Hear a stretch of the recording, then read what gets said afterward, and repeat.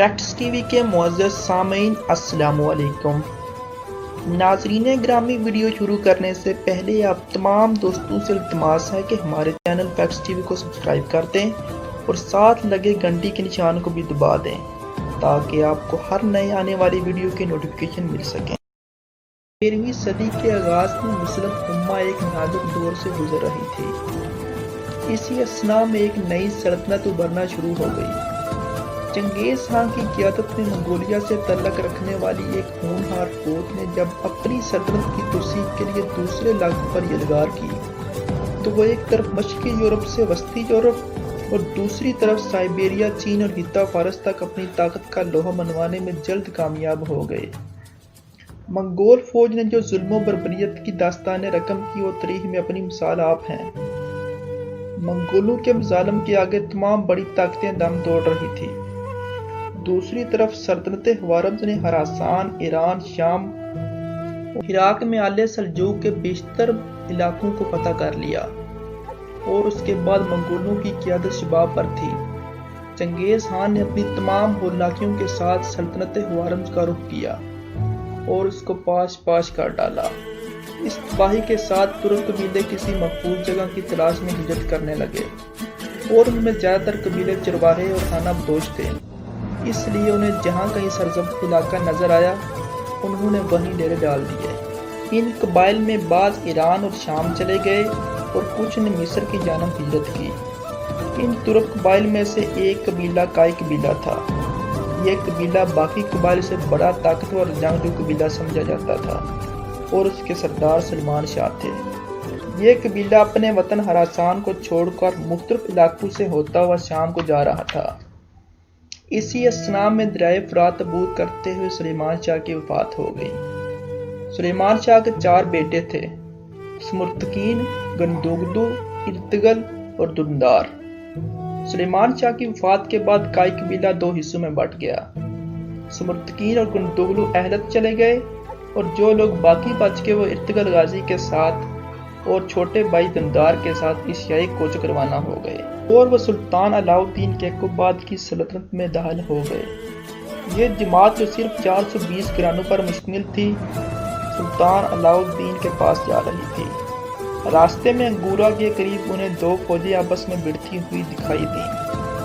ارتگل کسی فریق سے واقف نہ تھا مگر انہوں نے دیکھا کہ ایک جماعت کمزور ہے اور دوسری مضبوط، چنانچہ انہوں نے کمزور کا ساتھ دینے کا فیصلہ کیا اور ارتگل 444 افراد کا دستہ لے کر اس جام بازی سے آگے بڑھا کہ دشمن کو میدان چھوڑ کر بھاگنا پڑا۔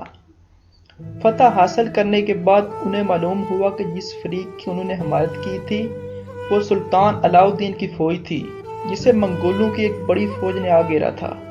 اس بہادری سے متاثر ہو کر سلطان نے انہیں سعود کے ایک سرسبز علاقہ جو دریائے سکاریا کے بائیں جانب بازنطینی سرحد کے قریب واقع تھا بطور جاگیر عطا کیا۔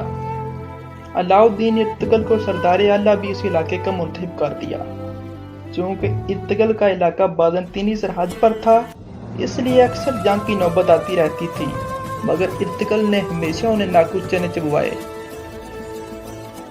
ارتگل نے کم ہی عرصے میں اپنی شجاعت کا سکہ منوا لیا اور اس کی فتوحات کا یہ اثر اور کچھ ترک قبائل جو ایشیائی کوچک میں پہلے سے آباد تھے وہ ارتگل غازی کے ساتھ مل گئے اور اس کے ساتھ جنگوں میں شریک ہونے لگے۔ اس طرح ارتگل غازی کی قوت مزید مستحکم ہونے لگی۔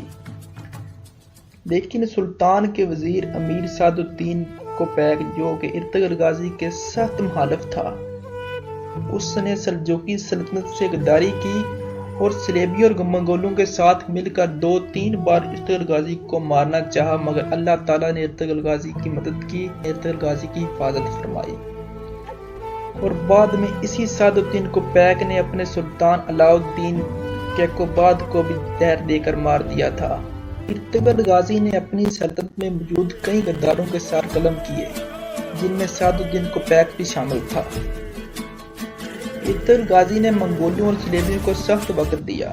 منگولوں کے نامور سپاہی مارے گئے اور خود اکتائی ہاں ارتگل غازی سے ہو کاتا تھا۔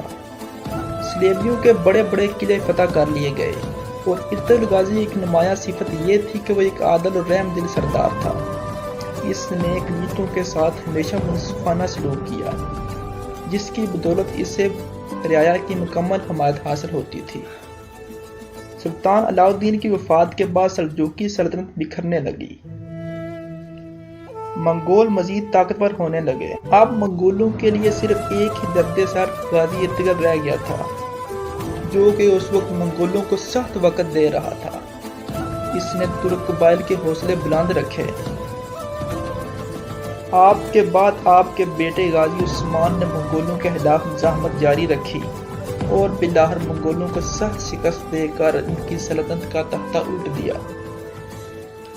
اتحاد عالم اسلام کے لیے ارطغرل غازی کوششیں قابل عظیم ہیں۔ ارطغرل غازی نے 90 سال کی عمر میں 1288 عیسوی میں وفات پائی اور وہ سوگوت میں دفن ہے۔ اللہ تعالیٰ غازی ارطغرل کے درجات بلند فرمائے۔